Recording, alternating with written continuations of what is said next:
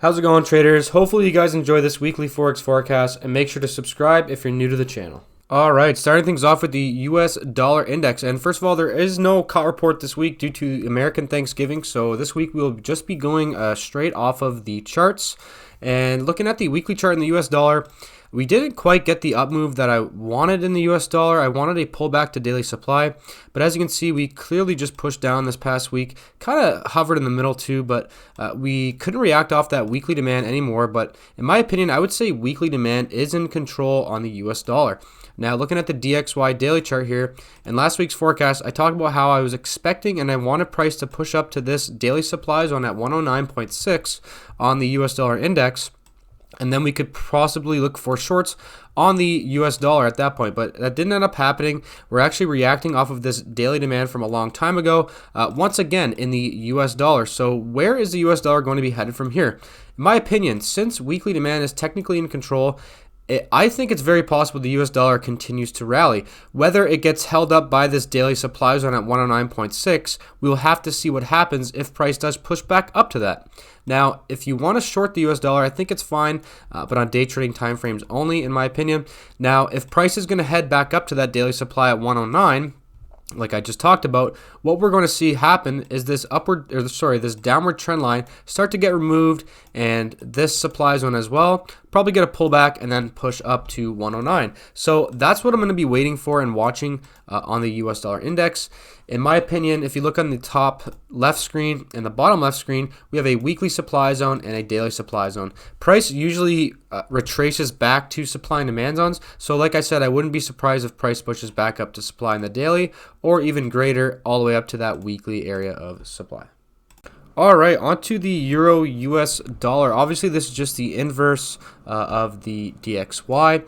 Now, looking at the Euro weekly chart, we clearly lost momentum here. We had a very significant downtrend, and we actually removed weekly supply on the weekly chart, which has left us with this weekly area of demand on the Euro. Now, buying the Euro US dollar right now is definitely a little bit risky. If you are, it must be on day trading timeframes, or you could wait for price to pull back to this weekly area of demand and then look for a potential long entry. Now, technically, the overall momentum is still down, so getting long in this weekly area of demand is definitely a little risky in my opinion.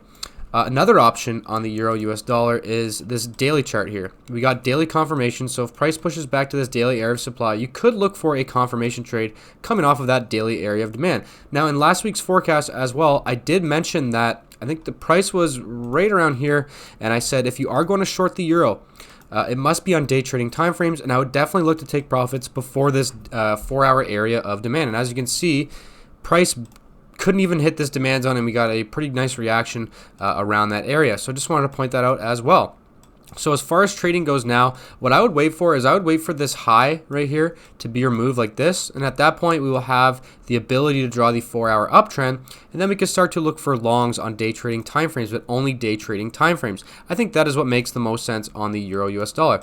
And like I also said about this daily chart, you could wait for this to be hit. I know it might take a while, and you could look for a 1-hour confirmation trade coming off of that. And if you guys do want my zones for confirmation, or however you guys like to trade, check out the YouTube Patreon membership where you can get all my zones on a daily basis. Check that out in the link in the description down below. All right, on to gold. The past week, we almost hit my daily area of demand here.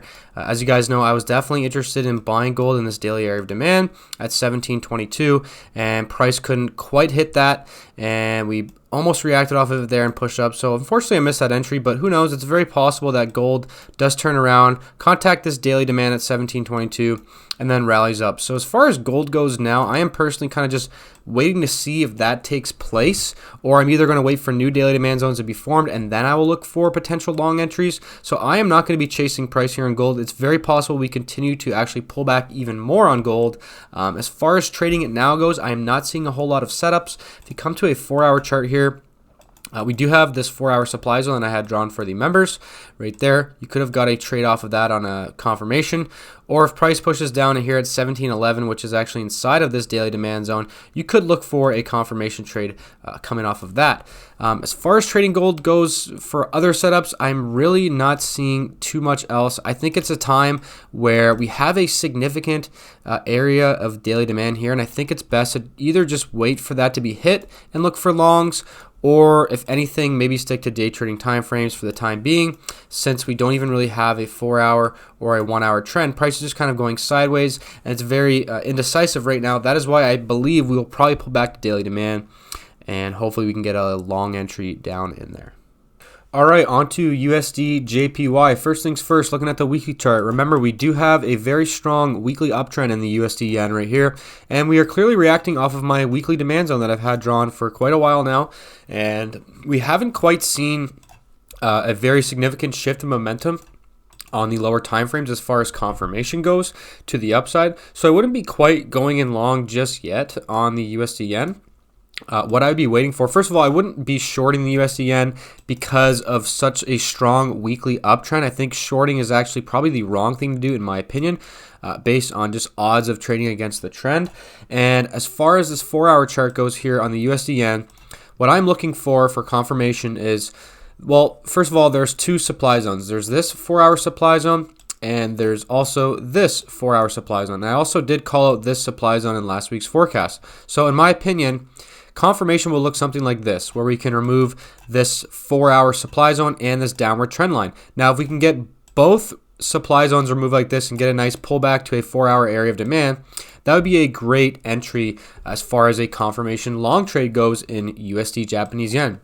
There are a few other ways to look for confirmation as well, and I do go over that in my private confirmation trading video series that's available for silver members. So definitely check out that membership. There's much more included in it as well, like private members forecasts every Sunday and much more. So definitely check that out. And as far as USD yen goes, I'm just simply waiting for momentum to start to shift, hopefully get a 4-hour uptrend as well, and then I think longs are definitely on the table for USD yen. And remember, shorts are definitely low odds based on price being contacted with weekly demand and in a weekly uptrend. All right, on to the forecast for the GBP USD, the British pound. This is a very interesting chart. First things first, I want to look at the weekly chart on the pound here. As you can see, the overall momentum is down. We did lose this kind of short-term momentum right here, but the overall momentum is still down, and I want to make sure that you guys are definitely aware of that. Now, it does to me look like we are possibly starting to base up for a bigger push up, but that does not mean that we should just be getting in long. Now, why shouldn't we just be getting in long? Well, not only do we have downward momentum, but we are also reacting off of weekly supply right now. So, in my opinion, this is what we should be looking for on the GBP USD. If you come to a daily chart here, since we are reacting off of weekly supply and basically what is a weekly overall downtrend, the confirmation short is going to look something like this on the daily chart, where we can remove this daily demand at 1.19, and if we're left with daily supply, that would be where you look to potentially trade in short at that daily supply zone. That would be confirmation coming off of the weekly supply zone. Now, as far as longs go, if you do believe that we will break that weekly supply zone, that is fine. You can definitely have assumptions in the trading markets 100%. I think that there's nothing wrong with that, but you have to have a plan. And in my opinion, if you do want to get in long the pound, it is definitely risky based on weekly supply being in control. But if you do want to get in long, simply I would wait for this daily demand to be hit at 1.19 and then wait for a confirmation trade on a 4-hour or a 1-hour chart to get in long. Those are pretty much the only two options I really see here on the GBP USD. It's definitely a difficult time to see, where price is going to go and to kind of predict that. So in my opinion, everything should be revolved around this daily demand, whether you're getting in long at it or you're waiting for it to be removed to get in short. All right, on to the USD CAD. Now remember, on the weekly chart in the USD CAD, we couldn't really touch that weekly area of demand, and if you look in the daily chart here, you can clearly see we are reacting off of my daily supply zone. Now, you could have been looking for short trades in that daily supply zone. It wouldn't really have been super high odds, but obviously we got the reaction off of that daily supply zone in the USD CAD. So as far as trading it goes now, I'm really unsure what to do here. There's a two conflicting narratives, right? Where we have a very strong weekly uptrend pulling back, almost hitting weekly demand. We also have downward daily pressure with daily supply reacting off of it perfectly. So it is a very confusing time. And with that being said, I think that for long trades, if you are swing trading, I think the best thing to do is just to wait for this daily supply to be taken out. And if we're left with daily demand, you could look for longs inside of that daily demand zone. Now, as far as if you're looking to, day trade this pair or whatever you like to do, if you are looking for day trades, what I would wait for is simply this. I would be on this 4-hour chart and I would be looking for either this low to be taken out, which would make a 4-hour downtrend again, and then looking for shorts on day trading timeframes on the way down to weekly demand, I think would be fine.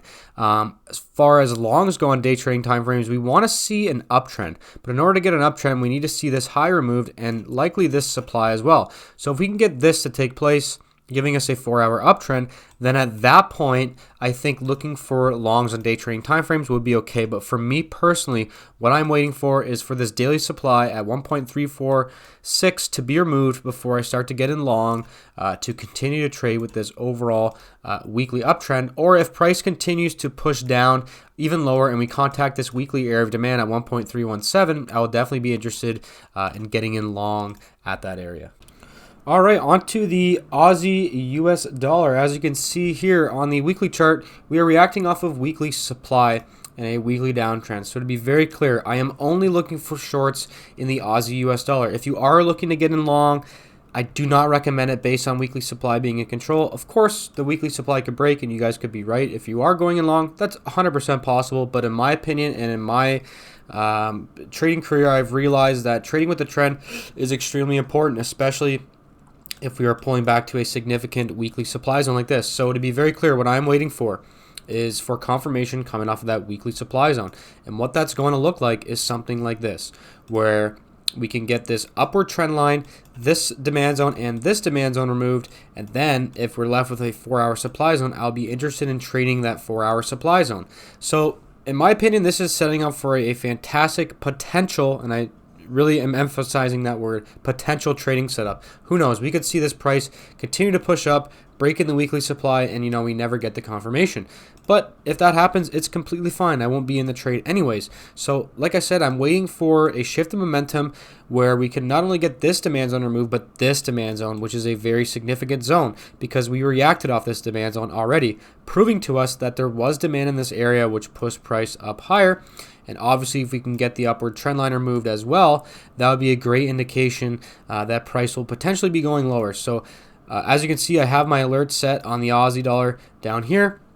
And if price does just break this demand zone, I'll definitely be interested if there is a 4-hour supply zone above to potentially trade. But I would definitely prefer to see both zones and the trend line removed first before we get in short. All right, on to the USD Swiss franc. We clearly got a reaction off of this weekly trend line the last couple of weeks, and we do have 4-hour downtrends, and we have price at the low of daily demand. Now, I did want price to push up to this daily demand at 0.98, but we couldn't have got that yet. So in my opinion, there's really not much to go off here on the daily chart. So in my opinion, I would just be over on the 4-hour chart. And what I'd be looking for here, there's a few options. You could either wait for, like I said, and I think it was a USD CAD forecast, you could wait for a low to be removed, which would create a downtrend, or you could wait for this high to be removed and this supply and wait for an uptrend, and then you can start to day trade long or day trade short, whatever which one happens first. So wait for a 4-hour trend to begin, whether it's long or short, and then maybe look for day trades based on that trend. Another option is, since we have a clear high here, in my opinion, if price pushes up to this 4-hour supply zone, you could potentially look for a little quick day trade short coming off of that 4-hour supply zone, looking for confirmation. So other than that, really not too much else on USD Swiss. Like I said, I would just be focusing on the lower time frames, considering that the daily and the weekly chart are not really giving us too much information. All right, last but not least, we are on to crude oil. Now, we are contacting weekly area of demand right now, and I am personally looking for longs in crude oil. We do have a daily supply zone here that I'm going to draw right now, and it's not a great daily supply zone, but as far as looking for longs go, the safest option, since we are reacting off higher time frame demand zones, longs could technically be the better play rather than short. I will get into shorts in a minute here, but as far as longs go, the safest play would be to wait for this daily supply to be removed and then look to get in long on pullbacks. That is the safest option for longs, coming off of higher time frame demand, as you can see in my top left chart. As far as a more aggressive entry long, it would look something like this, where we can remove this 4-hour supply zone in this downward trend line, and hopefully this supply zone as well that we had a great reaction off of. So if we can get, we can start to see a shift of momentum here and get a pullback, that would be a more aggressive entry long. As far as shorting goes, there's quite a few options actually. We could be looking for a confirmation trade coming off of this 4-hour supply zone on a 50-minute chart. You could do that, or you could be looking for set and forget trades to the downside as well. But remember, if you are going to be shorting, since we only have a 4-hour downtrend only, then shorts must be on day trading time frames, since we don't really have a weekly or a daily downtrend. Yes, the daily momentum is down, but the only clean trend is on the 4-hour, meaning you would have to be potentially day trading short on day trading time frames. So hopefully that makes sense. The safest confirmation trade long, like I said, is removing this daily supply, and the more aggressive one is removing this 4-hour area of supply and that trend line. Hopefully you guys found this weekly Forex forecast helpful. If you did, make sure to let me know in the comments down below. Leave a like and check out the Patreon or YouTube membership if you need help finding your supply and demand zones. It's only $5 CAD per month. Hope to see you guys there, and hope to see you in the next video.